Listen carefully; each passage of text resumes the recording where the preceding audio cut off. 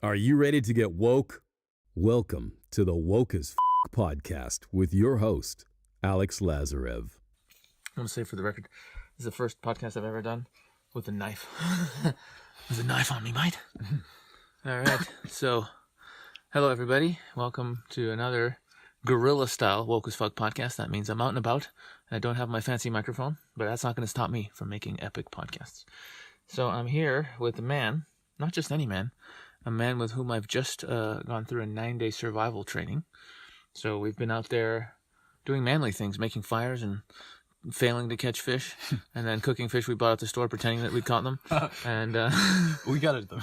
Yeah. No, I mean, I got that fish myself. Building shelters, and boy, can I open a can of tuna with a knife? I'll tell you what. But it's really great, and he's a really cool dude, and he's a Buddhist, mate, and he's got a Kiwi accent, yeah. So I thought we'd have him on the show and talk a little. It's interesting to talk to someone who's actually come from one of the sort of better known, belief systems, I guess, that isn't one of the really crap ones. You know what I mean? Like it's pretty half decent, I guess. And so why don't you just say hello, and who are you, and what even got you on this spiritual path that we're on? Sure. Hello, workers. My name's Rafael. Yeah, I'm from New Zealand. And I'm on the spiritual path.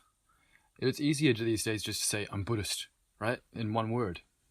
But you reduce yourself to one word, it's all simplified. Before we get deep, can you just say a few funny things that people from New Zealand would say in a heavy accent? I think everyone, let's be honest, everyone wants to hear a funny accent first. You bet. Well, the Australians, they mispronounce it. They say fish and chips. Nah, mate, it's fish and chops. It's the proper way to say it. Fish and chops. Fish and chops. That sounds more Scottish. Let's get some fish and chips, Polly. Yeah, we're a bit like that. Is it? Okay. And we can say, kia ora, mate, how's it going? Kia ora? Kia ora is Māori. Oh, it's Māori, okay. And how is it going becomes egan. That doesn't even make any sense. Oh, like how you going? Egan. All right, that makes sense. The whole New Zealand accent's based on minimal effort. Basically, don't move your lips. So you guys are pretty lazy. That's what you're saying. Very lazy. Okay, that makes sense. So tell us about this whole. And it's almost a funny thing to say, tell us about Buddhism. What is this whole thing? But interestingly, you could tell us maybe a bit about that, but then why and how it appealed to you, and sort of how you came to this whole, you know what I mean? This whole thing. Sure. Well, first, what were you like as a baby? As a baby, I don't really remember. What's it like? My earliest memory is, I think, potty training, but we'll skip that. I remember going to school and reading every book in the tiny school library that was about religion. Mm-hmm. And it was interesting, but nothing really grabbed me like, this is it. And I'm from a pretty small city, so I checked out all the spiritual groups as a teenager. Meditated with a few of them. Like the Sri Chinmoy group. So they're really anti-sex, so it didn't quite feel right either. And through some series of connections, friends of friends and stuff, I heard about a teacher and went to hear him. And I never thought I'm a Buddhist before that. But this guy was really clear. He was like, I teach Buddha Dharma. Buddha Dharma, laws of liberation, the way of awakening. And I fell in love. Not with him as a man, but like the vision he created. The vision is like life is an exploration. Like he's into art and science. It's all outer explorations. And he teaches the spiritual path mainly through Buddhism. He just finds it works well, but he's born Jewish and still practices that within the family in a cultural sense. And he teaches Christian mysticism sometimes. So he's like, whatever works for people. He teaches courses on art of awakening and science. I've done lots of science with him. And they're all just vehicles to help us wake up. But when he's teaching formally in classes, it's generally Buddha Dharma. And to be honest, I'd probably go with whatever tradition he was teaching. It happens to be mostly Buddha Dharma. And I like it. Works, liberates. I got so into it as when I was 20, I was on a long retreat, some 5 months in Ontario. And so I just I asked him for the ordination. Became a Buddhist monk for 3 years there. Skipped some prime years of sexual activity as a young man. You sure did. Whew, 20. That's a tough call, buddy. Jesus. My youth was wasted on adult things. I'd have 6 more if I could do it again. But it was awesome too to channel that energy into what I was really passionate about and felt meaningful, which was like meditation and doing retreats and studying with him and doing it all on a shoestring. And that's how life went for several years. He kept sending me back to university, do a bit of work, retreat, travel with him as his assistant, setting up shrines, cooking. Keeps you busy from morning to night, really. And that's actually the best training, because a class could be 1-2 hour class of classic meditations and classic teachings, but then it's the whole 24 hours of seeing how this human lives, how they interact with everyone, how they walk the talk, how they manifest everything they're speaking about, like the tone of his voice, being really generous, being loving, and giving people on wisdom on all different levels that they need, whether it's really high spiritual things, if they're ready for that. And for some people, especially young people, it's like, I think you should get a job. Hold down a job before you come and see me again. Or, you need some creative pursuits in your life. You need something new. Go scuba diving. And I'm actually quoting things I've heard him say to people. Whatever will help ripen the karma of that being and shift them through their blockages. For me, I've got this interest in science and had good education and intellectual bent, so kept sending me back to university. So now I got a PhD in nanotechnology and chemical engineering. And it feels bizarre because I don't think I'm going to pursue that. I'm more interested in the self-development, the travel, freedom in all its flavors, right? But it was also good training because it's like saying, keep exploring and keep your mind sharp. And I was going some direction. I'll come back to that. Like I was saying, outside of classes, my teacher is keeping everyone really busy, everyone who's in his orbit, and he can handle several people all around him at once, keeping them busy with good, wholesome projects for awakening. So they could be cooking, high-level cooking for others, could be gardening, looking under the microscope at microorganisms that we collect from the ocean, studying life, translating Tibetan texts to English, translating Dharma talks that he's said, anything like this, exploring coffee, roasting coffee.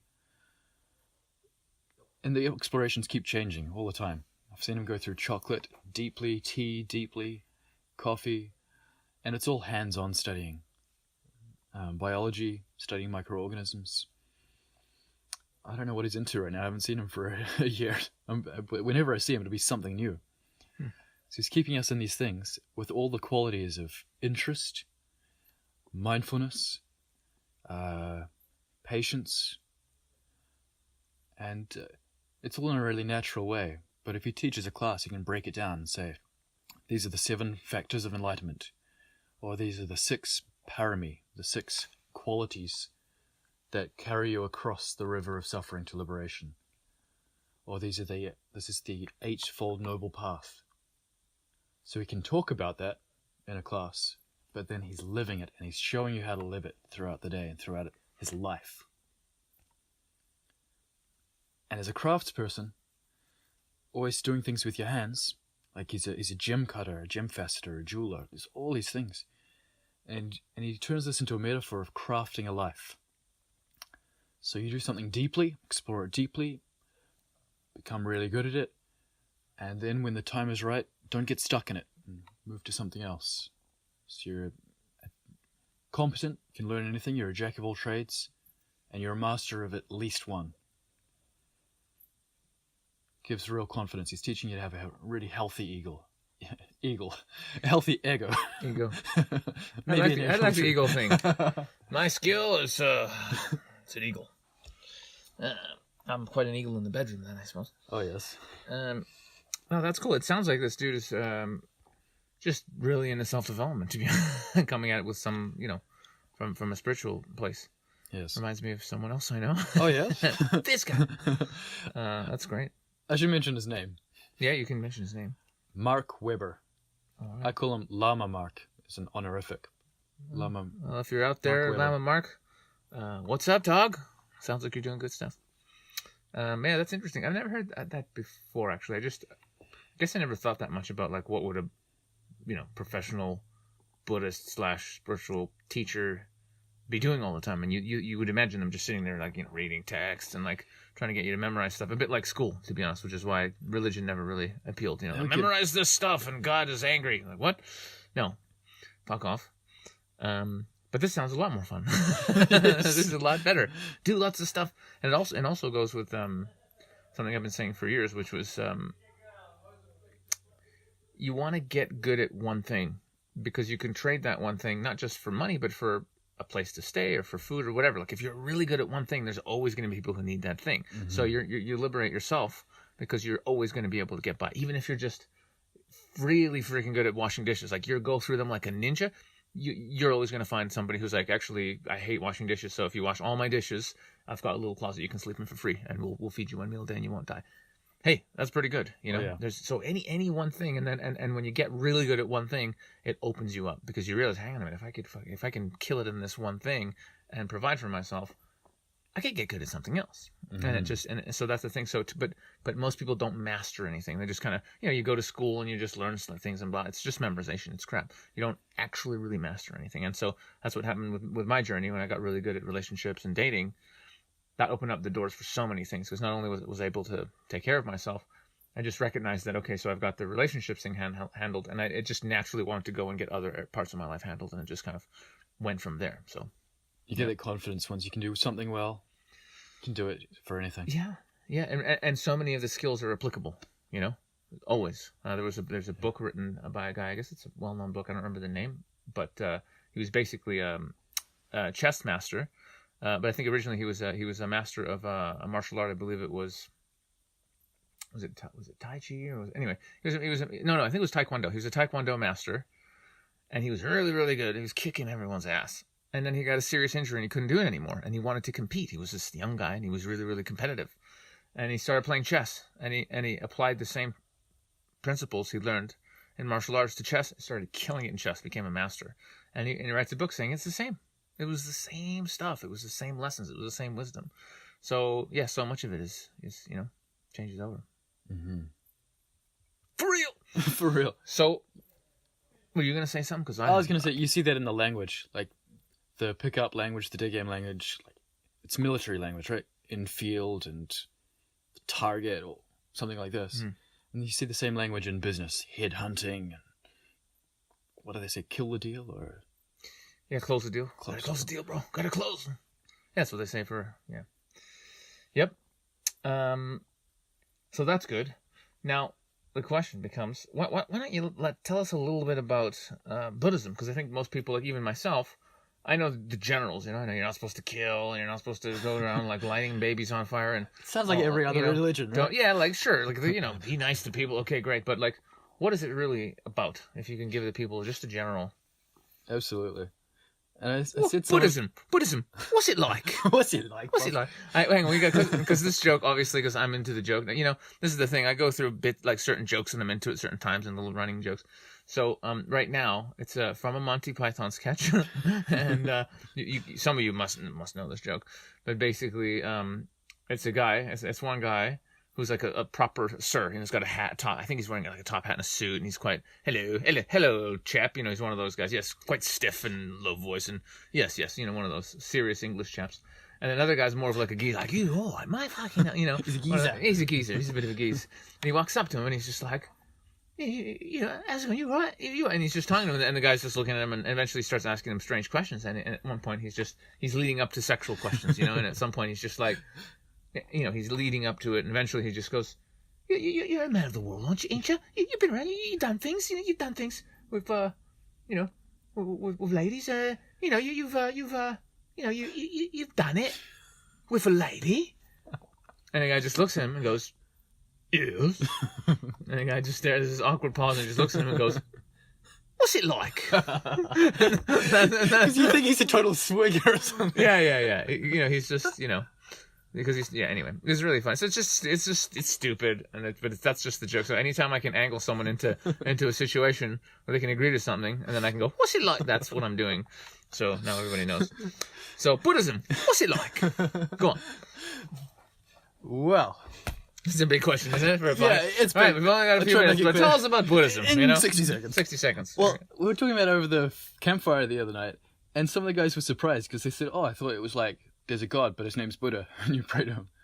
Like, no. Someone asked Buddha if there was a god, and he said, "I can neither affirm nor deny it, but it's not very important," was his opinion. He said, "I teach two things: suffering and the end of suffering." That it can sound really negative, maybe it is, but that was his focus there. So the English people who came to India saw this religion and they said, "Well, it's a religion. Let's give it an ism, Buddhism." But to practitioners like myself, we call it Buddha Dharma. Buddha means growth, flowering, like the word bud. It's also the root of the word for a spring of water flowing up. So it's like flowering, blossoming, awakening, growth, and unfolding. And Dharma has many meanings, but in the sense, it's like laws or way. So the laws of unfoldment, the way of unfoldment. This is Buddha Dharma.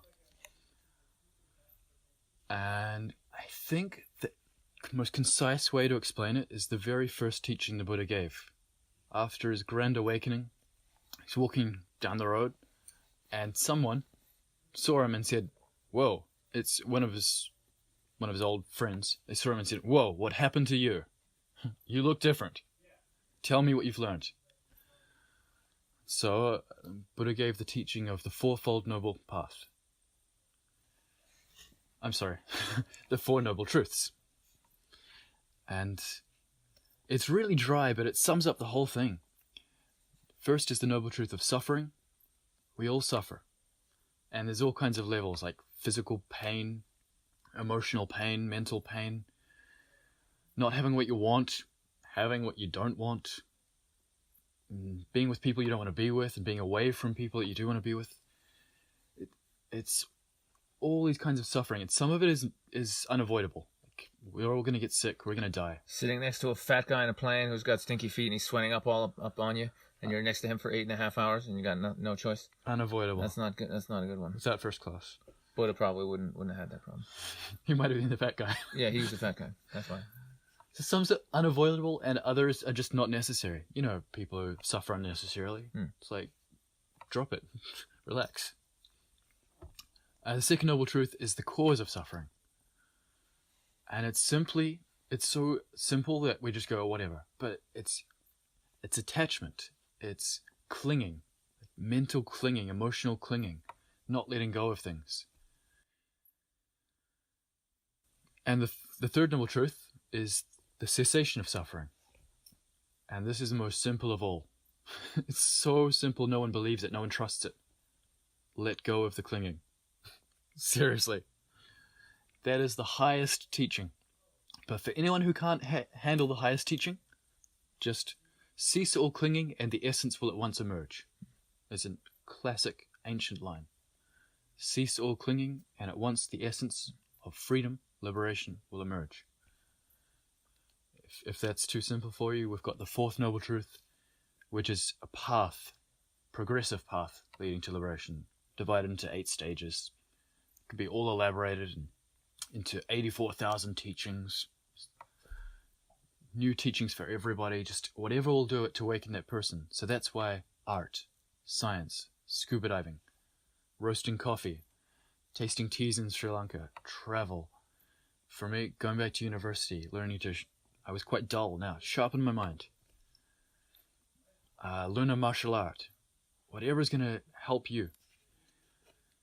Because meditation is famous, right? Everyone's like, oh, Buddhism meditation or Eastern religion meditation. But that's actually advanced. If you go to the East, you go to a guru, traditionally, or a monastery, first thing they get you to do, sweep the floor, or go in the garden, start tending the vegetables, or go and learn to cook rice. They start you in the kitchen or the garden, and once you're really good at that, then they're like, okay, maybe I could teach you just very simple meditation. That's the way it works. So my favorite way of breaking down the way of liberation is the 6 parami, the six qualities that carry you across. And I can list them really fast because they're all familiar to us. First one is generosity. Be generous. And it's deep. It's deep. Second one is ethics. And maybe all have different ideas about that. Buddhism has its own ideas. You can read about the precepts, but whatever feels ethical for you. The third is patience. And patience is basically the absence of frustration and anger. Fourth is energy, but not just high energy, drink Red Bull. It's like good use of energy, wholesome energy. So they say, put your energy into wholesome things and cease giving energy to the unwholesome things. And we've all got them, just the little things in the day where your energy gets frittered and wasted away. I'm guilty of wasting time late at night on YouTube. It goes nowhere. It's kind of enjoyable, but get tired and it doesn't achieve anything. Whereas if I put my energy into practicing more Tai Chi, more meditation, more writing, I feel great. Good things. So that's 4. The 5th one is meditation, concentration, exercise. And the 6th one is wisdom, which is the fruit of the previous 5. I like that system because most people I meet, and especially in this age of cell phones and everything's so fast in big cities, most people can barely meditate, can't hold their concentration more than 30 seconds.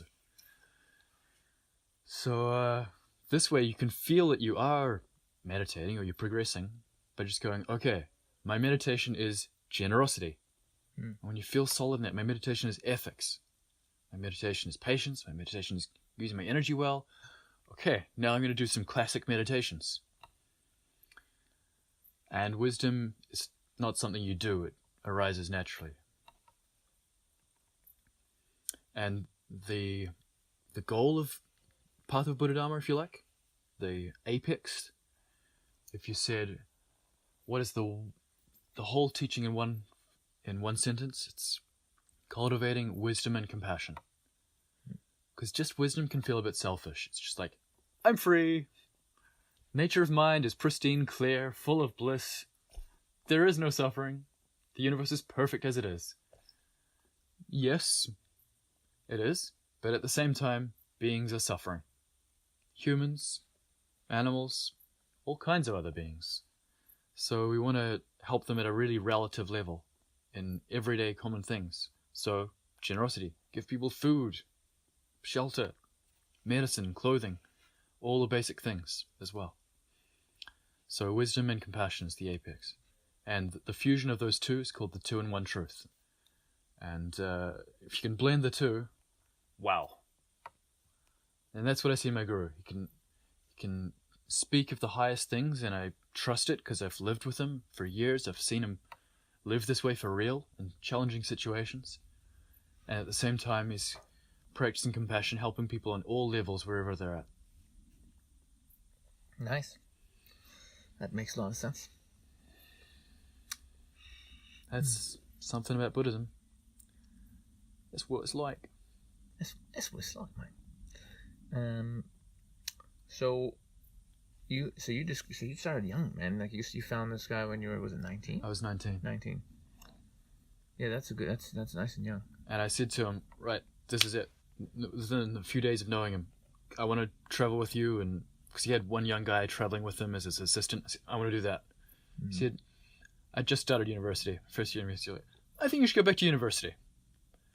But after 2 years, I took a full year off, traveled with him, did a long retreat, got ordained as a monk, went serious. It's interesting. I have another friend also who, I think from age, I don't know, what was it, 14 or 15, but very, very young, maybe 16. But he went full time, meditations and full-time spiritual path, and he hit it for years. I think he went till he was about 24 or 25, something like that, and then he just snapped. He literally just came out the other end. He's like, "What the fuck am I?" And then he just went the opposite way, just whoring, like chasing girls and having sex with tons of. And to this day, he's whoring. He's having a great time. But there's something, the Dalai Lama. No, sorry, it was Osho actually. I'm paraphrasing here, but he basically said, if you get too much into the spirituality and enlightenment, all this kind of thing, you're going to miss the most important part, life. Mm-hmm. So it's like, it's like that middle ground. It's like, fucking live if you're 60, like chase women, have fun, do all the because no matter, even though like yes, at the highest level we're all divine and we're all source, we're having a human experience. We are. Go and enjoy yourself. Doesn't mean like go and do heroin and crack and do stupid shit. No, but like have sex. Try a little weed. Eat some nice food. Enjoy life. And then at some point, and it makes sense to do that when you're younger. You've got so much energy and so much excitement. It makes sense to do it. And then at some point, but do it consciously, and you can still be reading and studying whatever it is, Buddhism or spirituality or whatever. And as you get older, maybe get more into it or whatever. But God, I mean, if somebody's 16, what should I do? Fucking enjoy being a goddamn kid and enjoy. And, don't do anything stupid, really stupid, but like be a little stupid and have a good time, So yeah, so in a way, I feel for you, buddy. It's 3 years out there, but I'm trying to make up for lost time. That explains what you're. I don't want to say too much, but no, but it's fine. It's fine. I mean, I'm sure there's advantages this way too, right? Because you probably have a lot more wisdom. But put it this way, by the time you were 24 or 23, you probably had a lot more, not only wisdom, but, a lot of these qualities that help you enjoy life, compassion and generosity, all these things, you get what you put out, really. So it changes the experience. So I snapped at 24. You did? That was the age. I tell you how. Yeah, I'd love to hear I think I was looking for things already, but I saw the game in a bookshop, the game. Yeah. And I was a monk. But I started just reading this in the bookshop. I didn't buy it. I would feel wrong buying it or something, but I started reading it. That's hilarious. And it started, my ideas changing. And I said to my teacher at one point, yeah, I think it's time for me to, spend some time with girls, maybe get drunk. Yeah. Try something different for a while. And he said to me, so what are you going to do after you have a girlfriend and you get drunk? I haven't thought past that. Yep. I'm just focused on that right now. Yeah. Oh, that's great. And then, but yeah, if you could plan life perfectly, from retrospect, yeah, do things differently in the right order. But life's a mess, and you just follow your interest and do where you're at. But I don't regret any of it because, yeah, you learn, you change, it shapes you, and it shapes who you are, and you never leave that. Like, even if I'm not super calm right now, I have a lot of confidence I can come back to that. All these, when the experience is really deep in you, you never forget and you trust it. I like the order I did it. Just doing stand-up comedy, which I loved, and chasing women and whoring and have just women and comedy up till about like 32, 33, and then I calmed down about the women thing around 35, 36, and then went more into the spiritual, and now heavily into the spiritual and self-development. So you got it perfect. I think I got it perfect. I hate to say this the right way, but I'm just saying I'm really, really happy the way it went for me, because it just makes sense. You have the sexual energy, you have so much energy. It's like use it and have fun and do it. And when you're a bit older, or just calm the fuck down and read your books and do your meditation and stuff. Yeah, I like it. I like it, mine. But it's okay. It's all right. You're still. What would have been really a little bit brutal if you just stuck in that till like you were like 45, and then you're just like this 45-year-old monk. What's funny? I just remembered this. Back in the old days when I was just starting to teach, to teach boot camps for money. Mm-hmm. And one of the first clients we had, and I think actually I did a swap for him or something. I don't think I even paid me, but he was a Zen monk, a proper monk, who'd I remember he walked across, I think it was Thailand by foot or some other country, and he was proper, like 20 years or something, bald, full-on monk in the UK. And, he basically, he was, I think he was 63 years old, and he was like, yeah, I quit. I want to meet chicks. I've never had any chicks. And he went to learn, and we taught him, and he got a 23-year-old Chinese girlfriend very quickly after the course, and he was very happy. And he was just like, that's it, I'm done. Awesome. And we were like, cool, dude. I wonder if he has any regrets. I don't know, man, but I'd like to see how he's doing. Actually, I just remembered this guy now. It's a shame how we polarize this so much. Like sexuality, spirituality is these polar opposites. A good life, you blend these. You live a full life. Yeah. Well, that's where there's the tantra. There's a whole spiritual path of tantra where it's part of it, and you can meet God and become one with a woman, and it's all very beautiful and spiritual and wonderful. And then there's fucking. They're two very different things. Yeah. Pumping away. Someone once told me, you want to get some sport fucking out of your system? Sport fucking, they call it. Yeah. And then you can get into passionately making love and tantric love making other things. But there's some animal energy to just explore if you and get it out gotta there. use it. I was never much of a crazy animal pumper. I was more, I like getting in there and holding, because I was needy and I wanted to be loved. And so I was a natural, slow love maker. I was actually quite good. And then I learned about certain tantric principles. So I was never one of those jackhammer guys. Maybe for a few moments here and there, but no, it just wasn't my thing. And I see, and I see people who can, and I'm like, how are you doing that? But anyway, that's a different podcast, folks. Mm-hmm. So let's get back to you. So you went on these. So did you have? Let's talk more about this crazy period. You're a young guy. You're 20. You start traveling with this master. So, what was that like? What were your early experiences and potentially lessons or realizations in those early years traveling around? It was a rocky road. I'm going to use cheesy metaphor. All right. Bring on the cheese. Like a diamond in the rough, okay? Maybe a lump of coal, actually. But he's like this axe or sandpaper grinding me down, taking off all those rough edges. Because I was a kid, and he told me cook some scrambled eggs, and I made an omelet. I didn't know you had to move them around. But I'm arrogant, so I'm going to say, yeah, I know how to make scrambled eggs. All this bullshit, and I thought I could drive. I had my license, but I couldn't really pay much attention to the road. It's distracted. So he's in the passenger seat, teaching me how to really drive, how to concentrate and be safe. Just taking all those edges off. There was another time we just on a road trip, rocked up in a city, and we're just arriving. It's dark. We gotta go cook dinner. We got a couple of us young guys, assistants. I say to the other guy, I'm feeling really sad. I'm going to go off and cry. So I did that. I went off and cried. I don't even remember what it was about. Nothing important. I come back. My teacher looks me up and down, looks like straight through me, just checking where I'm already at. He says, we don't care. I'm 19. And I'm used to my mom being all sweet and loving. And he's just like straight, masculine, male, loving energy. It's just, we don't care. We got stuff to do. It's like being out here in the wilderness. It's like, we don't care about your emotional bullshit. We gotta chop some firewood and get some shelter. Take care of the real stuff. You can't be a mamby-pamby out here. And okay, we were in a city or whatever, but he's still giving me the same training. It's like, toughen up or you're out of here. Can't hang around like this. Because I had no real excuse to cry. It's not like my grandma died. There's nothing really going on. So that's what it was like. It's like we're in a car, but I'm in the wrong gear all the time, just clunky. Trying to get up to speed with him and get in flow. And spending time with him, more and more, I felt more and more in flow and tune. Like, partly it's just knowing his personality, his way he likes to do things. But you can do that with anyone. It's meditating on a person, actually. To use fancy words for it. What does that person need right now?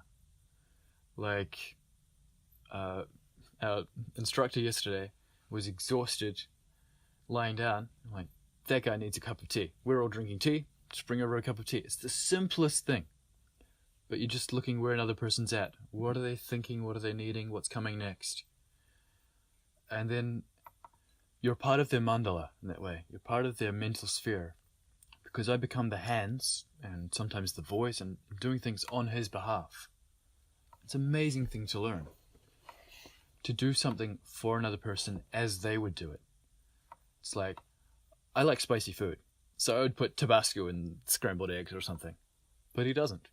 So I'll cook the scrambled eggs the way he would like them. And you can learn to do this for all kinds of things. I like really tough, hard massage, but even you give a massage, it's for them. How would they like it? How would they like the food prepared?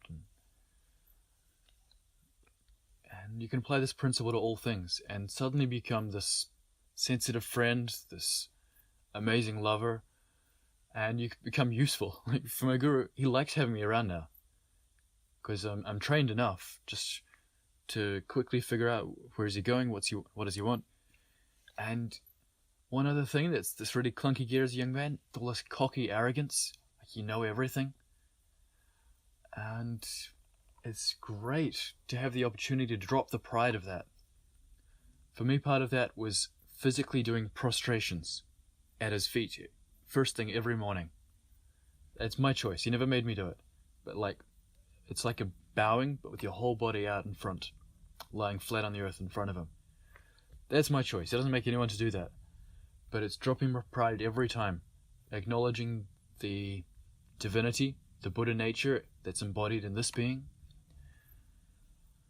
and letting go of that pride means that you can learn things.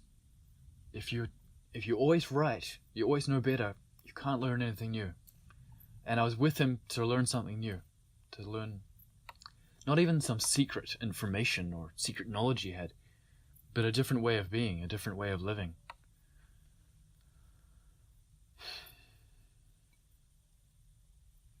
That's awesome. You don't hear the word prostrations very often. No, it's That's like old nobody. English. It's just it's the same as a bow, but does it just mean it's a full body bow? It's full body bow. Looks like you hold your hands in a praying position above your head, your throat, your heart, and then go down and lay your full body out across the ground. This is one of the classic practices in the Tibetan Buddhism. I've done this 111,111 times in front of a symbol of all the sources of refuge. But when I'm with my teacher, I also perform this 3 times first thing every morning as well. And it feels great, just letting go, dropping the pride, acknowledging the divinity in this being, who is simply just another human, but also, certainly in my eyes, fully realized, enlightened person. This way, I've got a real source of refuge. It's not imaginary. It's not just a book. It's not Buddha, because he's dead. It's great. There's stories about him, but I don't know. I've got a living teacher, and that means the living teacher can tell me, "Hey, wash the dishes again. They're dirty," or "Get up, don't sleep in." Real simple stuff. Does he feel comfortable with you doing the prostrations? He does, because it's traditional, and he did it to his teacher. But he said to me, if we're in a hotel or somewhere in public, hey, don't do that.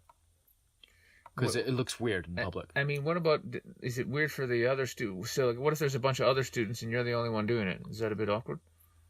It could be. Yeah, and it can be. Is it just but I still do it. And it's good for them to see it. They don't have to do it, but they see that some other people do that, and they have the opportunity if they want to. It's like, his name is Mark Webber. He's Canadian. And yeah, it's from Toronto. Oh, that's fine.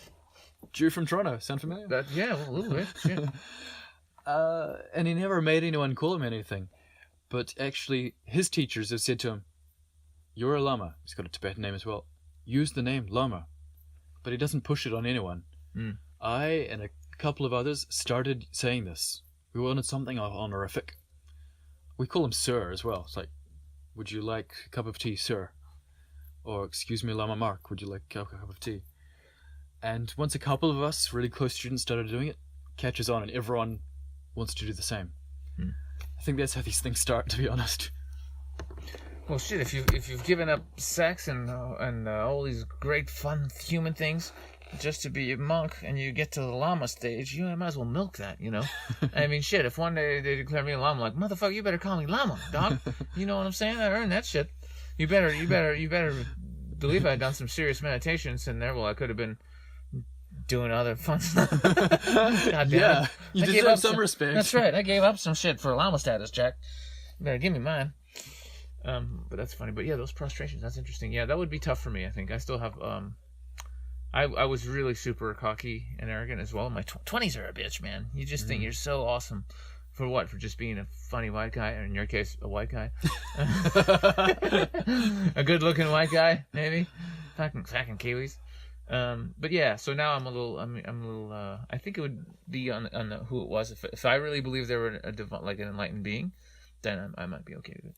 But otherwise, it would be awkward. What do you think with some of your teachers, like Muji? Could you do that? There's resistance. I'll be honest. Because here's the thing, though. Because I'm also God, and I've been there. I am it, and it's like, okay, I'm not in a fully loving enlightened state all the time. You wouldn't say I'm enlightened, but I've been in enlightened states of being, and couldn't go and yeah, exactly. Well, that's what it is. Yeah, it is that. Yeah, because again, but there's some belief that suddenly, well, I'm saying that I'm not. Fair enough. Right. Which is so this comes from Tibetan tradition, which originally comes from India, but they are really into hierarchy. As a feudal society, they've always had, like, if you go to these Wangkors, these empowerment ceremonies, they've got different heights of thrones depending on who you are in the zoo. Who's who in the zoo, and the highest guru's got the highest throne. It's a bit much, and they bow in a certain order if it gets where really is elaborate. this? Tibetan Buddhist empowerment ceremonies. So they're tantric empowerments with all these symbols and incense and candles and mantras. Okay. Yeah. So there's deep, powerful symbology in there, but it's also religious, cultural elements tied in. Takes the culture with it. We're lucky as Westerners because we can see that and separate it, keep the essence of it, the good stuff, but keep the heart of the tradition as well. Right. Yeah. That's interesting. These days, if I can criticize what I really see in our generation, it's people picking and mixing. A little bit of this, a little bit of that, without keeping pure lineage. And like, it's easier. Like, bowing down to a teacher is really hard because they can tell you off and say you're arrogant or you're lazy or something like this, and then you can run away and go, I'm gonna find another teacher, someone who thinks I'm perfect. If you got this attitude, then you're never gonna find someone who will actually correct you at the personal level. You hear the high teachings, which they give publicly for everyone, but at that one-to-one personal individual level, there's karma that they can help you clear. And it's easy if you're reading the books and being your own teacher. You can pick and mix and choose what suits you and what doesn't.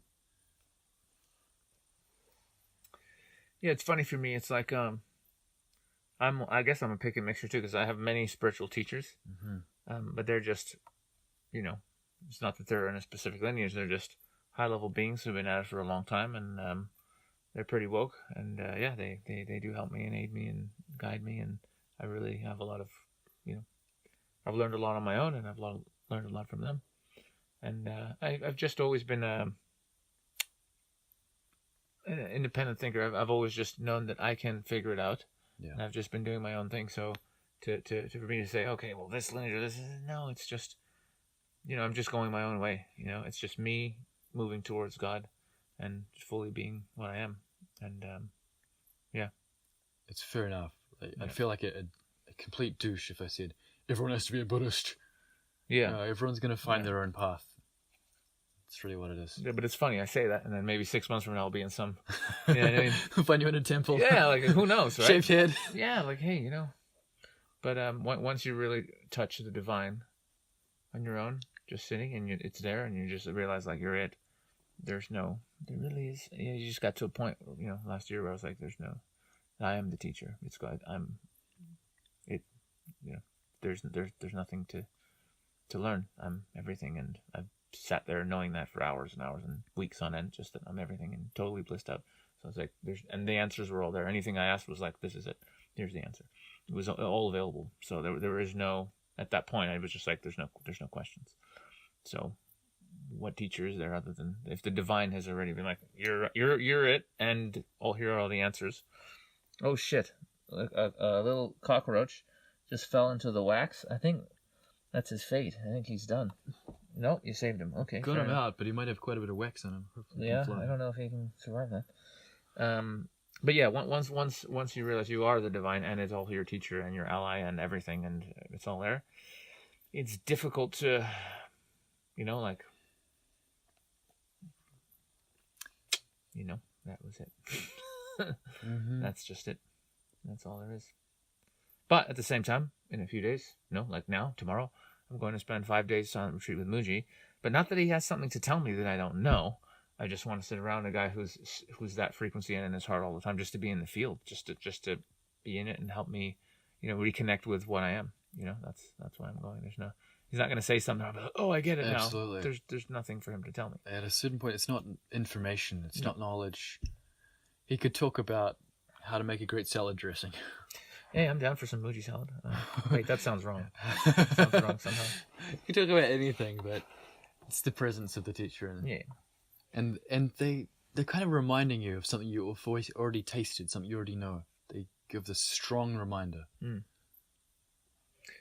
It's an interesting question because I just an hour ago, I was telling someone about Muji because they didn't know who he was, and I said, well, I'm going to hang out with him, and he's one of the few, definitely for sure, enlightened beings on the planet. And I said few, thinking kind of, I don't know how many there are, but there's probably not that many. But in fact, there must be quite a few. Like your teacher, for example. Most people have never heard of him, of course. No. But if he's definitely enlightened, there's another one that. But obviously, most people aren't on YouTube and doing all this kind of stuff. So I actually wonder how many people are enlightened, and exactly like how do where's the line? Like in Power versus Force, if you've read that book, he says once you get to a certain level of consciousness, which is 700, you're enlightened. But then there's different levels, and you can go higher and higher and higher and higher. And Jesus is like 1,000. Buddha was like 1,000. Which is the highest, like they say, a human being can get to. So we could actually, what's interesting is we could muscle test your guy right now, and I could find out his level. And I've been doing this for everyone and getting accurate readings. Bentino, Muji, I know where they're all at. So let's do this. I'm actually curious. I want to see how enlightened your guys. So I'm going to think about him. You now. can do this without having met him. Yeah. Okay. Yeah, because we're tapping into universal truth. So things are either true or not, and our bodies know because we're connected to everything. So there's no need for me. You know who he is. So I'm tapping into your field. So, his name was Lama Mark Weber. Mark. Okay. MarkWeber.org. Yeah, you whore him out. You're whoring him out now. But he's not the racing car driver. That's .com. So Lama Mark. Okay, so let's just take a moment here. Wow. Okay, so this guy's somewhere in this high 700s, which is past enlightenment at 700, and that's legit. I can say,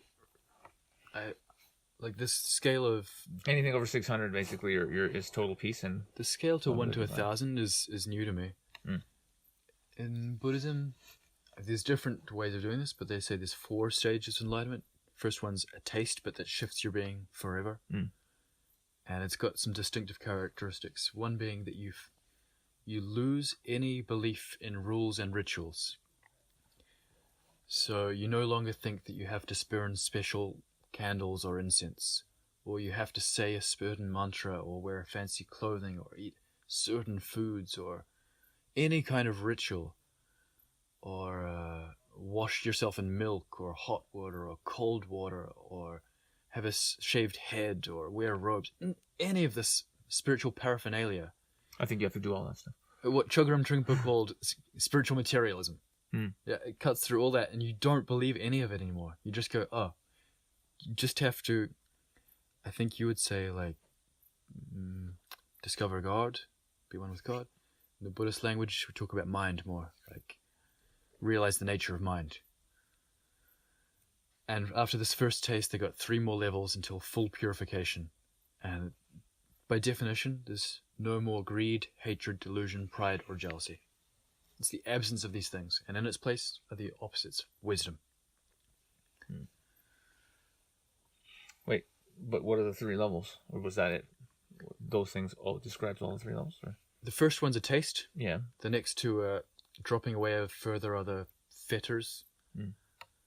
Something like restlessness, pride, these things fall away. And the fourth is full purification, emotional purification. No more greed, hatred, delusion, pride, or jealousy. Okay. But the later systems of Buddhism, so what's often called Tibetan or Vajrayana Buddhism, goes further, and they say after full emotional purification, you've got full mental purification. So clarifying your realization of totality, suchness, nature of the universe as it is.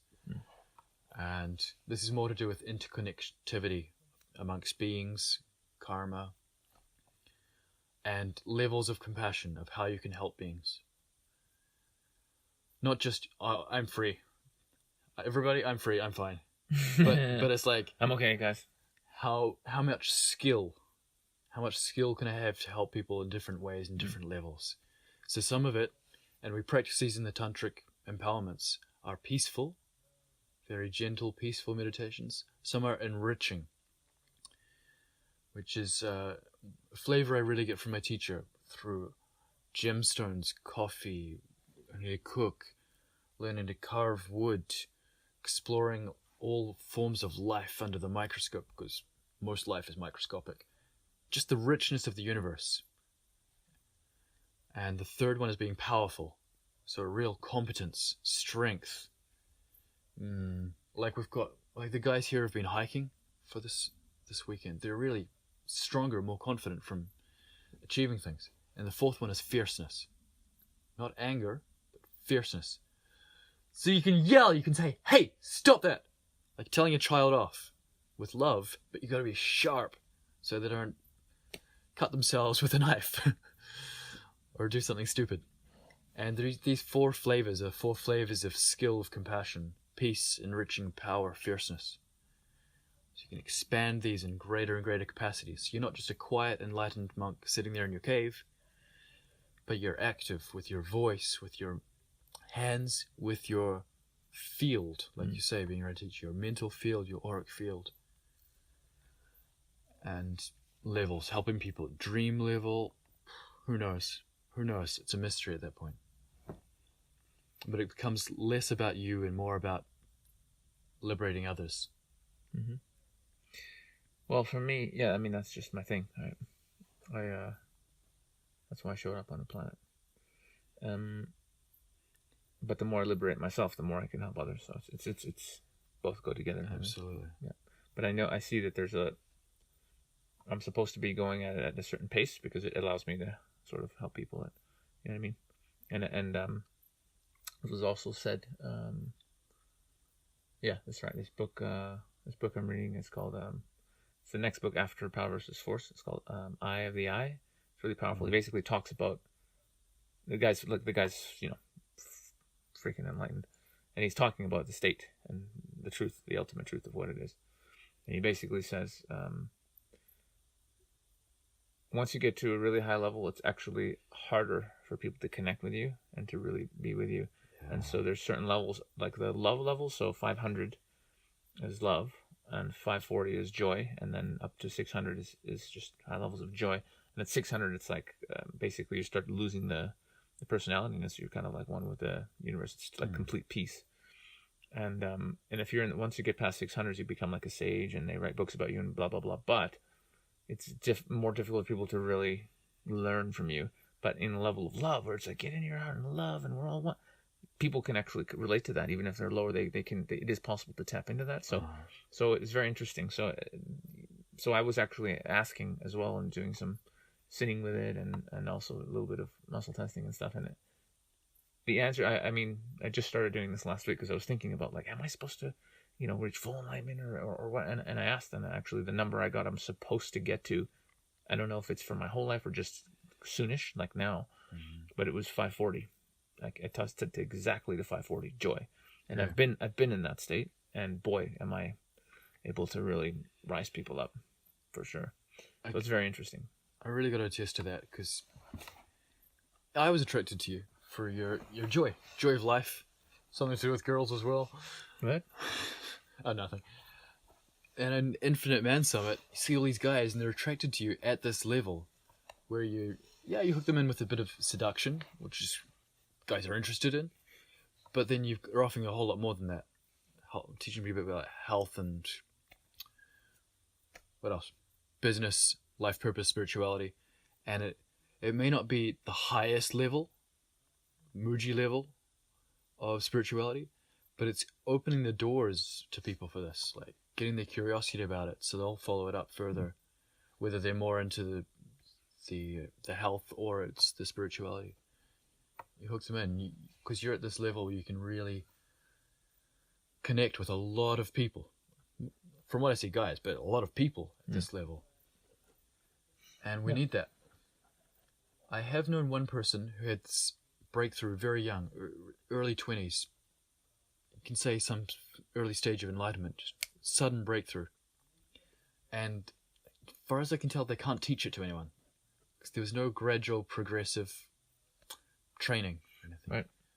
They say Krishnamurti was like this as well. As a teenager, some breakthrough. And he's always talking highest level. Everything is your mind. Everything is perfect. And people love it. It's just beautiful to be with him and hear this. But he has no students who are now teaching. No one seems to have realized what he is teaching. Yeah. Passed away and left books, but no real legacy that's living. Yeah. Yeah. Yeah. So these progressive paths are useful. So you can unfold progressively That's yeah. and teach others. Yeah, exactly. This is because I'm here as a teacher, and we teach what we need to learn the most. And so as I've been learning, I've just been teaching. And I was thinking about this earlier. It's like because actually one of the guys here on the course, he's been studying kung fu for 4 years, and I've always been into martial arts. I'm sure I was like a ninja or a samurai in a past lifetime. I've always been really good at them, and and I was thinking, he's taught me a little bit of kung fu, and I was like, fuck, I really want to go live in some city where there's a good kung fu school where I could just get into it. It'd be so much fun. Mm-hmm. And I was thinking about it. I was asking him like, oh, what about your teacher? How long have you been teaching? Blah, blah, blah. Just to make sure his kung fu teacher is good if I'm interested. And guess what? It doesn't matter because the best person to teach you when you're a white belt, when you're nobody, is a yellow belt. Because a yellow belt's been studying the basics for a year or two or whatever it is, punch kick, the basic stuff. So you only need someone who's one level above you to help you get to that level. You don't need the master who's been going 25 years. You don't. You need the guy who knows just the basics that you haven't figured out yet, And I've seen this in many parts, of my life before. It's a very simple principle, but you don't need the master. You need the guy who can get you to the next level, and then the next level, and the next level. It's nice if the master shows up and gives you some tips, but that's not the guy you need next to you all the time. You don't need them day to day. No. You need their inspiration, their vision. Sure. So I've realized that's kind of my thing, and I can break down realizations and things that have happened and work I've done on myself and shifts I've had along the way to where I am now. I can sit down and I can talk to someone for a few minutes and go, dude, if you ask me, this is this one thing right here that I can see, this is holding you back. This is the thing you need to work on. You don't love yourself, or you really care what other people think. You're living your life based on what other people think. You have to drop it. You have to go do X, Y, Z and stop caring, and your whole life will change. Or you're a wuss. You're just a pushover. You'll never speak up for yourself. Or whatever, one of a million things.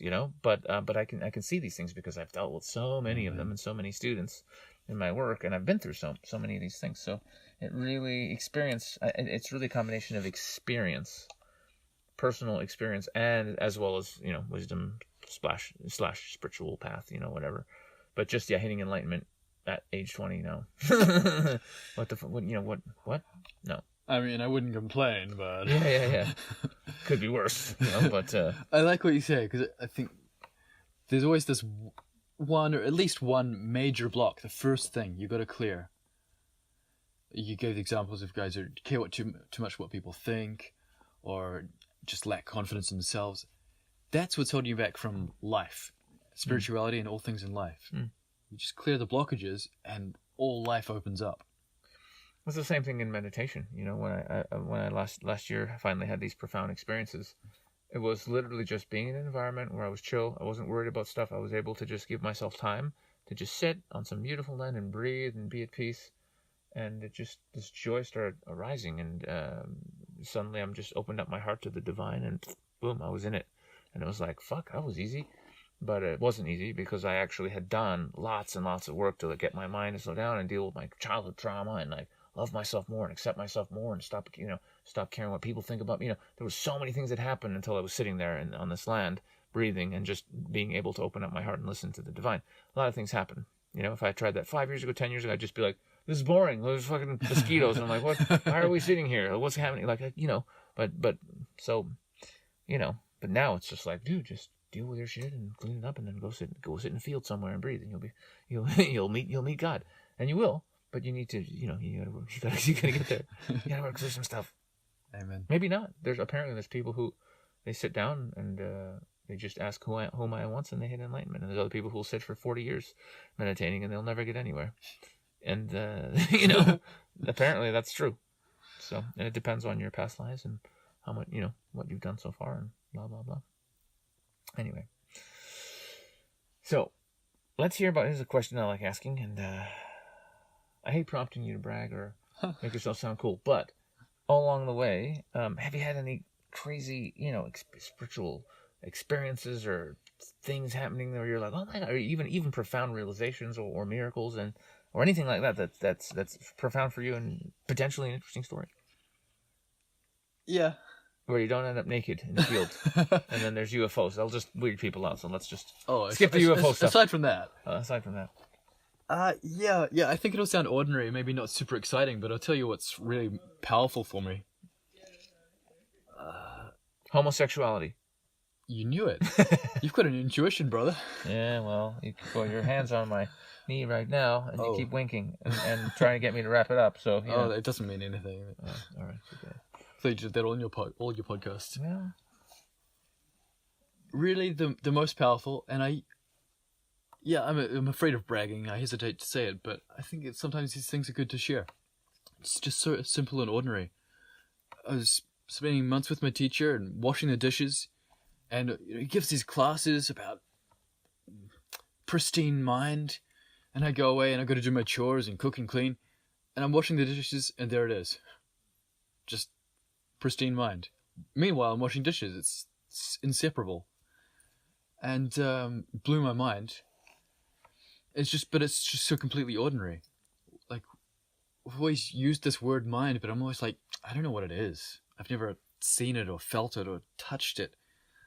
And since that clear moment, bathed in this for minutes and hours and days and actually months in retreat, and just becoming really clear on the experience of mind, which is completely ordinary. It's sometimes people say it's like a hand right in front of your face. It's so close that you can't see it, like your own eyelashes, because it's there all the time. So when you see it, you're like, oh, is that all? But that's the same mind that's got these qualities of bliss, clarity, and non-conceptuality. And it's the same mind that gets filled with objects or emptied of objects. And it's the same mind that can go into a wild rage or be full of lust or be at peace and full of love for all the universe. But it's like this common thread while all these flavors come through it. It's completely ordinary and yet amazing. So for me, it's kind of this powerful yet ordinary experience. No bells and whistles and bright lights. That's the most powerful thing that's shaped me. And by spending time in retreat, doing 100,000 prostrations, hundreds of thousands of mantras, just purifying, much like I think much like psychotherapy, but through this other tradition of visualization, vibration. Yeah, stuff comes out. You get shakes, rocks, you shake rock and roll, and you get pus and blisters on your feet. The stuff comes out, and the body goes through its stuff. I've been through 2 full days of sheer loneliness. One emotion for 2 days. I'm like, will this ever end? It feels awful. And days of guilt. So much guilt just pouring out. And it clears and there's relief. So like physical clearings and some energetic with the shaking and emotional clearings. And afterwards, you carry on life, go back to the city, get a job, things carry on. But you feel lighter. Like you've shed a layer of skin or taken off a weight off your chest and off your back and your shoulders. Feel like a lighter person and smile more easily. Your eyes are brighter and clearer. More life. So yeah, like the spiritual path, if you're doing this purification, it does go into more life. Being more sexual, more appetite, more passion. It really does. You're just more alive. I didn't know that, I mean, of course there's mantras and stuff, but I didn't know that, doing things or repeating certain things or the prostrations or whatever, but, lots and lots of it to physically sort of shake off or, like animals do when they shake when the stress comes out. I didn't know that was part of the Buddhism or, didn't know that at all. As far as any of them. I've experienced a bunch of this and seen it in other people, and as best I understand it, it's universal. It's not a Buddhist thing. I mean, the Shakers and Quakers with the Christian tradition, they saw this one phenomenon of purification. They got stuck on that. I've seen Hindus doing this. Just because you can see it visually, it's really obvious. But all these kind of phenomena, religions get built around them, like bright lights. And the whole Hare Krishna movement, they've picked one mantra, one visualization, and that's the movement. Whereas it's like one thread of Hinduism. In the Tantric Buddhism, we're visualizing our own body as a fully enlightened being. We're reciting the mantra of a fully enlightened being. And we have the mind of a fully enlightened being. So it's this not gradual path. It's like, bam, manifest it right now. And as you're trying to move from feeling like this is my body, speech, and mind into the enlightened form of body, speech, and mind, all this stuff has to shed out of the way. It's explained like you already are that enlightened being, right? You're already enlightened. But you've got some karma to clear out of the way. So as that karma clears, it can come out in different ways. And if you're what's called a wet type, you get lots of manifestations, which is shaking and sweating and pus from your body and dripping nose and eyes and ears and sweating. Gross. Bliss and seeing flashing lights, maybe UFOs. And if you're a dry type, then just much less of that, just clarity, and just things just clarify. Clear. Some people are just really dry, boring. They're like, oh yeah, I had that experience. Oh yeah, mine's clear. Mine's clear. What's the deal? Done. I sat there for an hour. I had no thoughts. Everything was clear. Big deal. Yeah, it doesn't make as good a story, does it? No, it doesn't at all. But I want a guy shitting his pants and blood coming out of his eyes, snot all over the place. I want it to look like he went through a war. It's more dramatic. I want people to take him to the hospital thinking he's dead. And he's like, no, I feel good. I'm good. My karma's clear, guys. I'm good. Let me out of this hospital now. It's good because you feel like something happened. Yeah. Whereas some other periods, you're like, well, I've been here for 2 weeks doing this meditation practice and I just feel really good. Which isn't bad. It's not bad. I wasn't sure when you were talking about your experience just with having the clear mind. The way you explained it, I don't know what it meant. Just that you could just see your mind and how it functioned, and it was just you could see it as a separate thing. I'm metaphorically, I'm looking at it right now. I'm feeling it. Feeling the mind. While I look at you in the candlelight and while I speak, I can focus on it more if I stop speaking and really just go 100% looking at that. But how to say this? It's like a flowing river of all the senses coming into it. Like I'm hearing the crickets and seeing you. And all of this is not separate, like bouncing between crickets and seeing and talking. They're not all like a ping pong ball, ding, ding, ding, ding, ding, all these separate things. It's one movement, one river.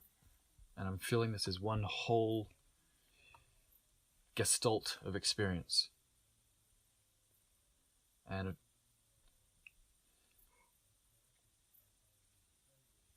it's happening by itself. I don't have to do anything, but I just put my attention on it, and there it is. And you can pull different qualities out of it.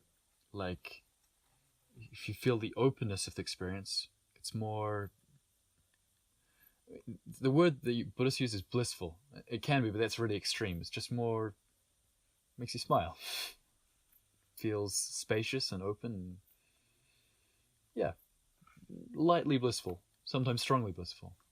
And you can look at the clarity of it. Like, right now we're in a half shelter, no walls, but there's space everywhere, and there's a big mental space, and it's quite dark, but the mind is completely clear.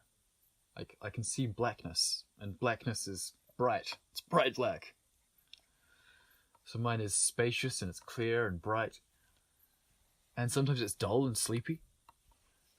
Yet there's a very clear experience of dull and sleepy. It's not a dull experience of clarity, but a really clear experience of sleepiness. There's one really great way to prove this to people. Here's the proof. Your mind is perfectly awake. You can prove it. You just got to drive down the highway, and I bet you've already done it, or been in the car with someone who has.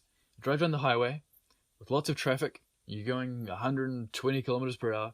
You got the radio on. There's people in the backseat talking, and you're smoking a cigarette or eating a sandwich, and everything's happening at once. And the car in front of you starts to slow, and your foot is hitting the brakes. Did you do that? Or did your body just react? Something was awake there. You were distracted. You were daydreaming somewhere else. But mind or awareness was perfectly aware of everything that was going on. Yes, this is interesting. So like you say, you're God, Muji is God, we're all expressions of God. Yeah, that same awareness that's in me, that's in Muji, that's in you. It's perfectly aware of everything. It's how much can you clear the obstacles, the obscurations, clear the karma, to access that, to clarify that, to bring it out to its full potential, its full richness. Because yeah, it's there for everyone. It's great when you can see it in people and they've got problems, but you're like, damn it, you've got so much potential. If you just stop, sabotaging your own life. Just stop that bad habit, stop gambling and whatever you're doing, and you're fine. You're already awake. This is one of the things I think for the last year has been a big theme for me, and it's just accepting everyone as they are. It's really hard because I'm a helper and I'm here to help people, But it's I'm getting better at it. Just like if you're even when people are doing really stupid stuff like smoking or drinking Coca-Cola, or like someone we know, or anything where somebody is just like basically some people are just wasting their lives away. They're just doing really not much, but there is no such thing in the highest level because there's no death. The soul goes on, and if somebody wants to experiment with or experience, working some dead-end job for their whole life and doing nothing at all and having no spiritual growth and just dying and then realizing at the last moment, I pissed the whole lifetime away, then that's what their soul wanted to go through, and that's absolutely fine. And they'll do it again. You can only help people who want to be helped. Yeah. But if you're living a great life, people see that, get inspired. They might ask you. They might say, "Hey, what's with you? You seem different." You're pretty happy. You're enjoying life, huh? What's it like? What's it like? Oh, I'll tell you about that actually. Yeah, no, it's a tough one, but I'm getting there. I'm getting there. But it's for me, it's been one of the toughest things, just to accept everyone as they are. But it's a spiritual practice in its own, a big one. It's acceptance of people, not just the world is okay and on the highest level, everything's perfect and everything is as it is and it's all fine. But because I'm a people person and I really, again, as you talk about, I see the suffering, right, and I really want to help. It's difficult to allow people to suffer, but I have no choice. Unless they're specifically like, please help me, then it's okay. Yeah. Very few people will do that. They're really living out their, whatever it is. One time, this woman came to a class with my teacher, a short retreat actually, maybe a week, short. She was in her 70s. We call her Baba. She's a grandmother. And after one class, she comes up to Lama Mark at the end. She says, she was kind of pissed off actually. She's like, I'm 75, whatever her age was. How come no one ever told me this? I've wasted my whole life. What have I been doing? This is what's important, like waking up, living a good life. I was just confused. I've been confused my whole life. Yeah. Yeah, she was pissed off. Fair enough. 75 years and just had to meet someone who could just start her on that path. Didn't have to be my teacher. Someone who could connect with her, a little bit of a connection, and say, hey, there's an alternative life here. Yeah, that sucks. With all the examples we were talking about before, that one's even worse. Like the 20-year-old who spent 3 years not pumping it. 75. Well, I haven't done shit. Oh, you wasted 3 years as a 20-year-old. That's poopy. But yeah, so pissed off 75-year-old. Well, I hope she got into it. Yep. Maybe she's enlightened. Maybe she's still going strong. Maybe she's 80s. Oh, you still know who that is? Yeah. All right. She's going strong. Good. How old is she now? That was 2007. So okay, all right. She'll be in her 80s. 80s and killing it. Good.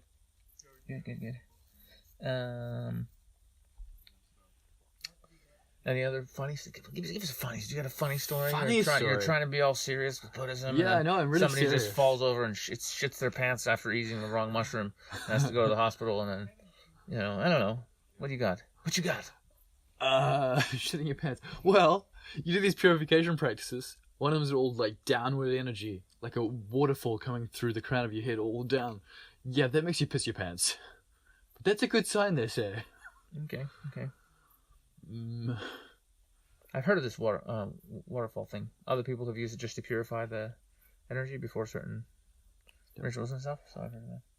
The tradition we practice, you want to practice one a lot first before doing the upward fire energy. And then you can really get a lot of heat going.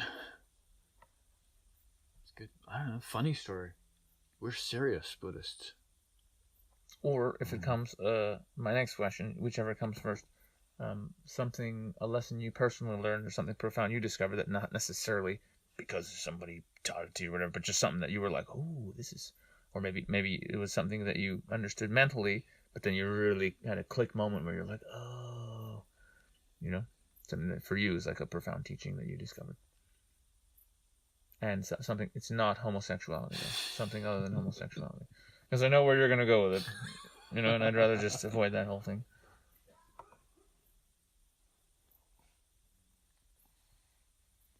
Maybe you're joking, but I always thought I was straight, and just opening up like a bit like this, like after stopping being a monk, I was like, oh, maybe I'm like 10% bisexual. I don't know. Just joking around, but I feel open to that and much more relaxed about it. Being a Kiwi, we're so conservative. We're totally homophobic, a little bit racist too. What? It's good to get out of your country. Yeah, actually, apparently the Buddha said this. He said, to awaken, you should leave your homeland. You must leave your homeland, he said. I think it's true.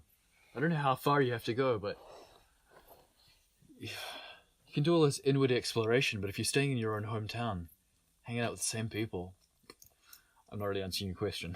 It just pops up. You got to keep exploring the outer level as well. One of my teachers said, always do something with your hands that's new every day and meet new people every day. Mm-hmm. Simple as. I think that's really real. We just learn to tie new knots, and it refigures your brain. Learn new patterns. Every person you meet, you can learn something from. Something, some tiny thing or a big thing. Yeah, the most profound teachings are always very simple. It's never some complicated, deep. It's just like, nope. Be kind. Don't kill people. Have compassion. There's always really simple stuff. Yeah. And it's the practicing of it. I had a dream about 3-4 nights ago, and I got 2 big messages from it. And one of them was, be generous. That's all it was. It was just a dream, and I was like in a situation and whatever it was, and I remember in the dream, like waking up and then going, oh yes, okay, I have to be more generous. Okay, cool. It was just very simple, and I was like, all right, cool, I'll try and do that. It was super simple. It's super simple, but if it hits you in a strong way through a dream, then yeah, I mean, I'm often being taught things through my dreams. Yeah. But really specific stuff where I wake up and I'm like, okay, clearly this is the lesson here, and I'll just type it out. And yeah, it's really cool. I think when people open themselves up to the fact that you're not alone, and not only are you the divine, but there's many levels. So you have your spirit guides, and you have your higher self, and there's many beings trying to help you. And some of it you'll just feel as intuition or ideas or whatever. But then in the dreams also many things come. And just to have that intention when you go to sleep that you're still open for learning, you're open for healing, you're open for higher wisdom. If you have that intention, it's heard, and you can do a lot of work in your sleep, actually, a lot. So I recommend to everyone as a practice, which I stick to pretty regularly. I just write down my dreams when I wake up, and the more you write them down, the more you remember of them, and then the easier you get at not only remembering the dreams, but actually it leads into lucid dreaming, where you can be more conscious in the dreams, and then you can go really high level.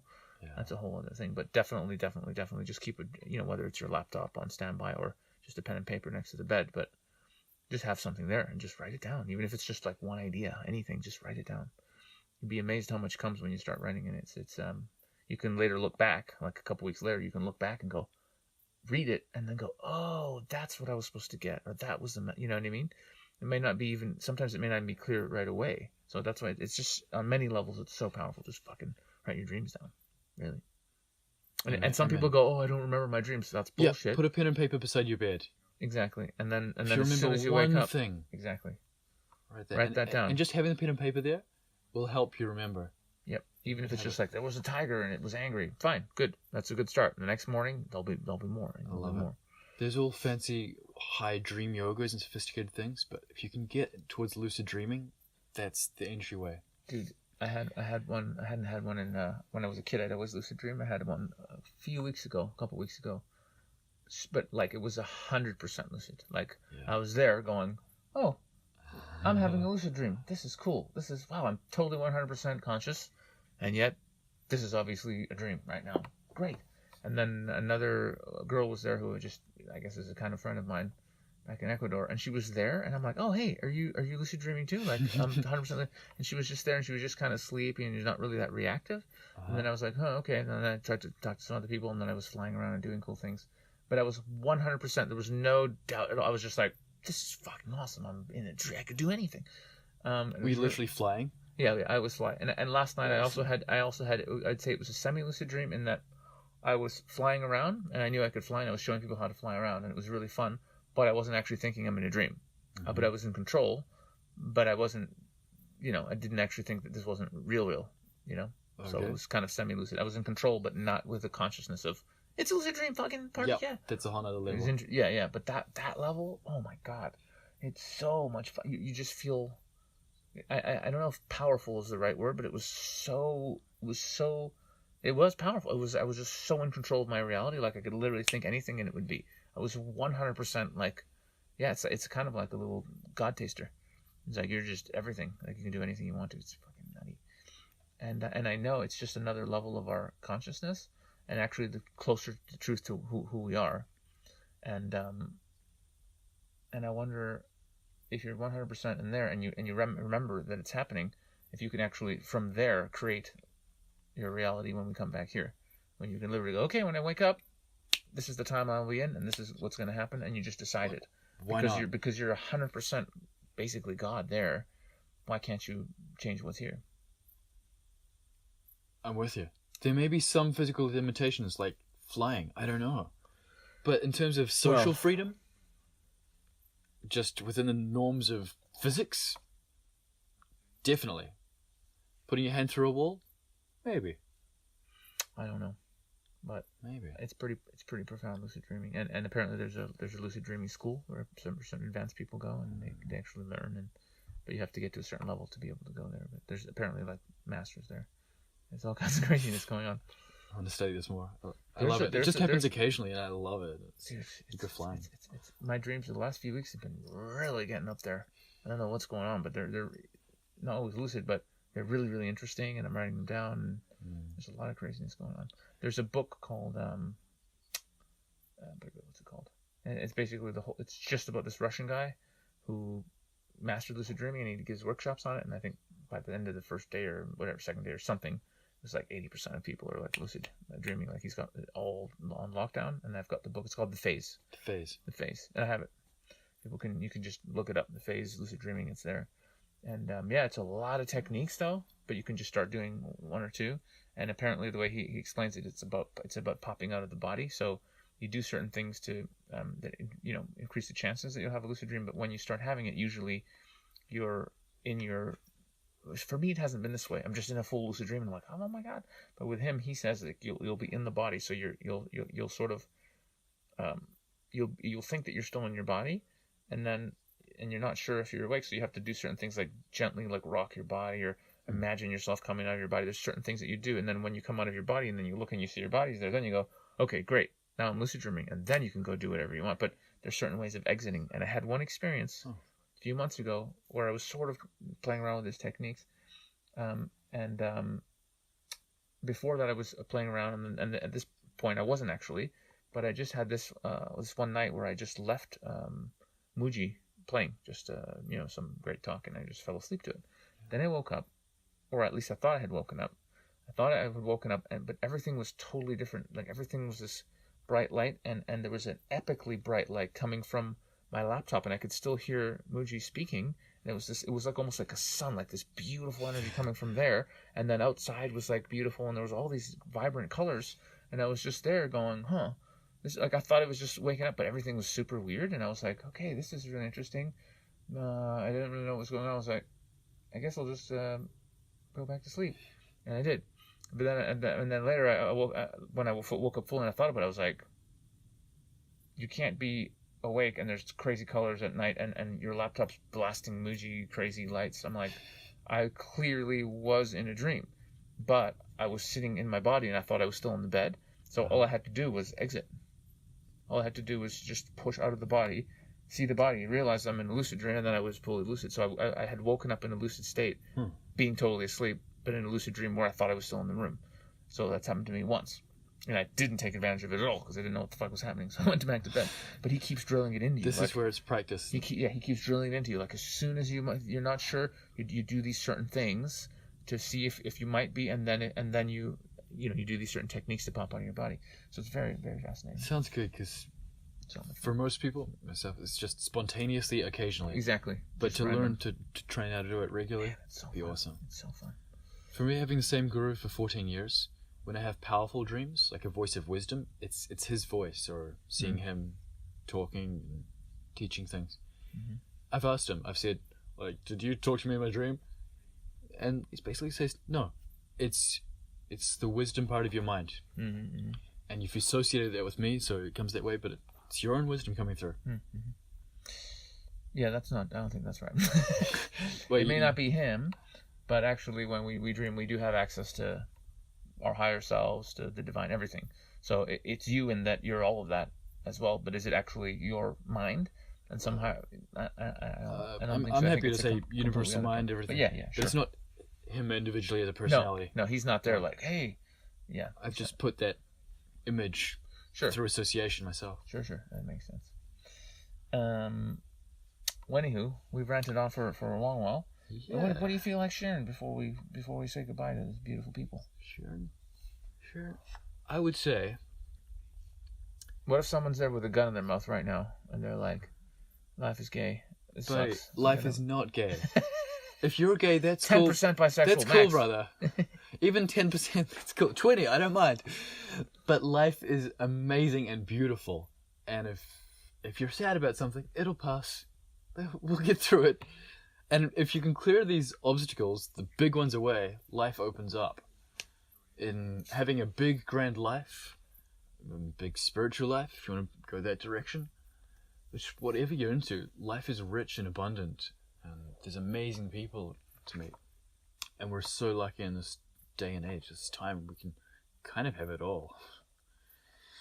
You don't have to choose, am I going to be a family person or a spiritual person? No, you can do it all. So life is awesome. And if you're interested in the spiritual path, my strongest recommendation is find a teacher. Like, find someone who you like the qualities of and learn from them. That's my number one advice, because it's at the end, it's a living teaching, human to human. Like, we learn all our good stuff that way. From our parents, we learn to talk. Teachers.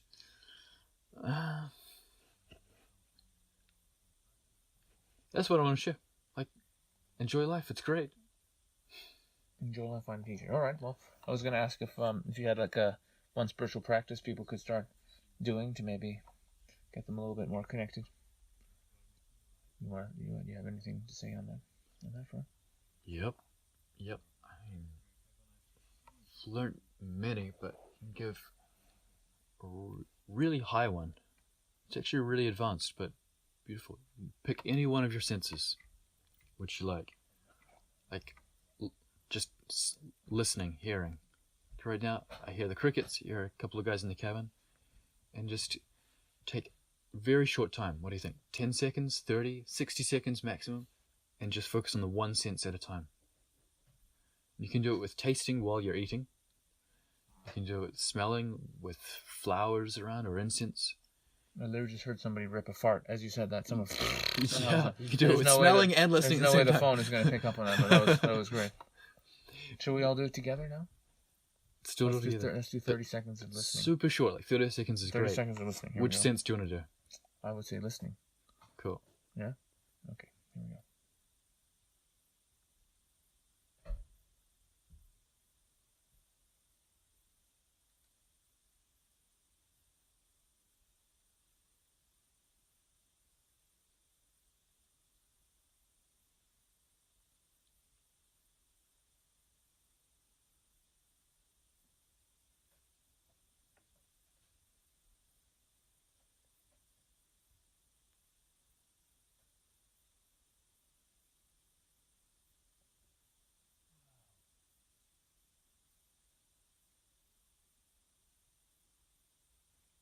Did you just touch my dick?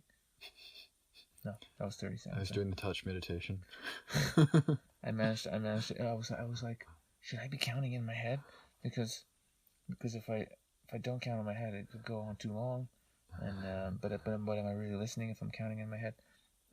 But I think I did a good job listening and counting in my head. How was that for you, listeners? You can't answer us, but you can in the comments or some other way. Yeah, that's cool. But yeah, I guess you could go pretty deep with just really deep. Looking and or touching or with touching, just pick a nice fabric, put it under your finger, or make love. But you don't have to count in your head for this. You just do it as long as your concentration naturally holds, while your mind is really fresh. It's not trying to do 10 minutes, 30 minutes, an hour. No. Really short and fresh with full interest, and then relax and do something else. And then, if you want, do it again.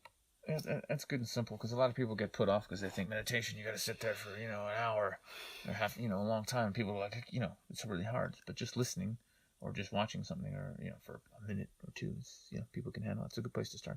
In New Zealand, we like to say sweet a lot. Sweet as. It's like short and sweet is best. Really short and sweet. Build it up. But you could enjoy it. You don't sit there and suffer. I'm gonna enjoy just shoving food in my mouth for 1 minute. That's gonna be my no. All right. Well, awesome. It's been nice having I think you're our first official Buddhist monk, actually. Even though you're a hippie now, you're still technically a Buddhist monk. So they didn't take that away, right? Used to be. Yeah, but you're kind of, once you are one, once you've been ordained and stuff. I took the robe off officially. Oh yeah. But I'm still Buddhist. I have the 5 basic precepts. No, you're still. I think you're the first official Buddhist we've had, so that's good enough. Sure. But yeah, man, it's super cool to have you come and share a little, hang out by this big candle right after this course, and hopefully we'll have you on again. Happy to. All right, peace out. Good talking, buddy.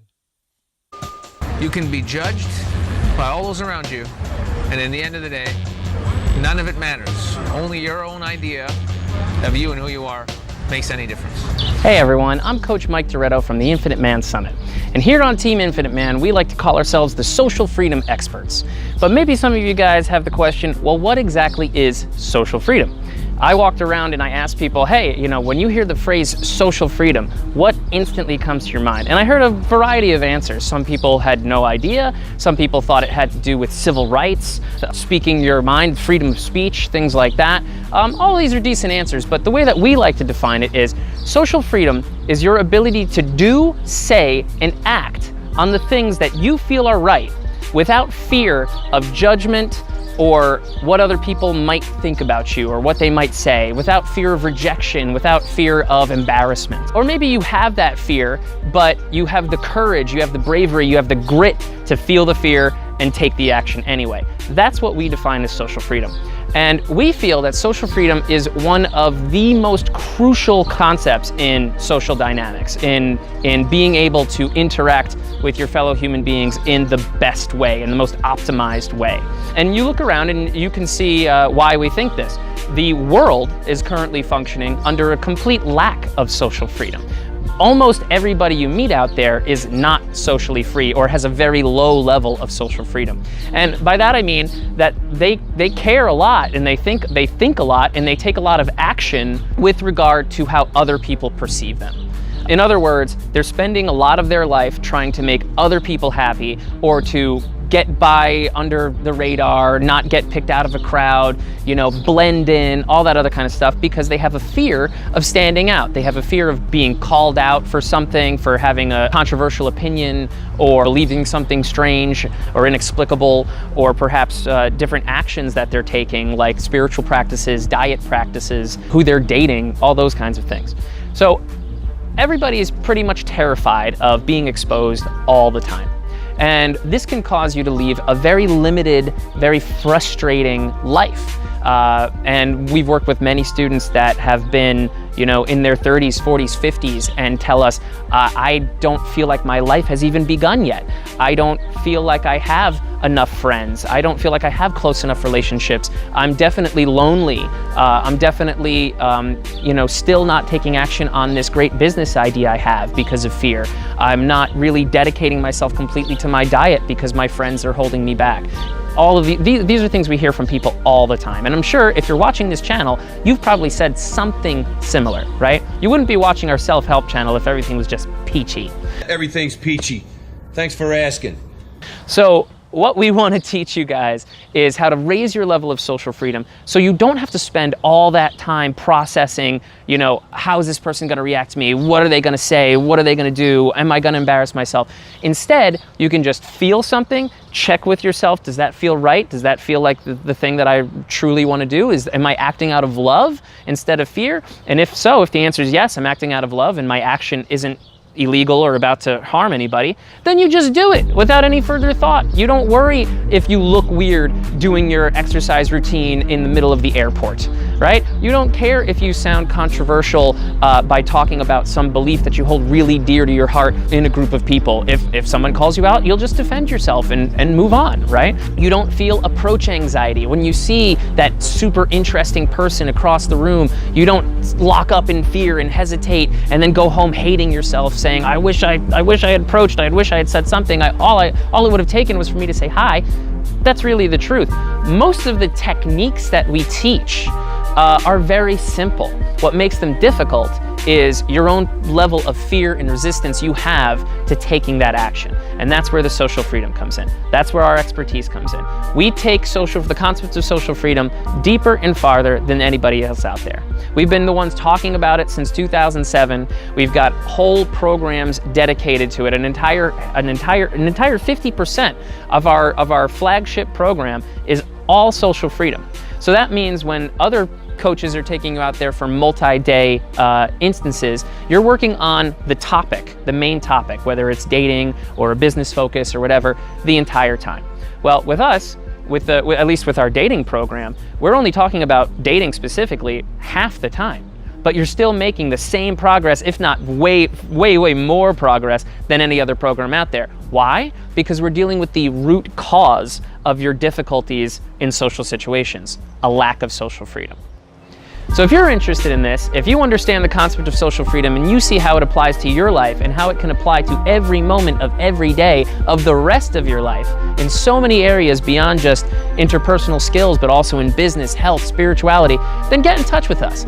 Click one of the links below in the description or shoot us a question at info@infinitemansummit.com and we can talk about how we can help you specifically. Cheers.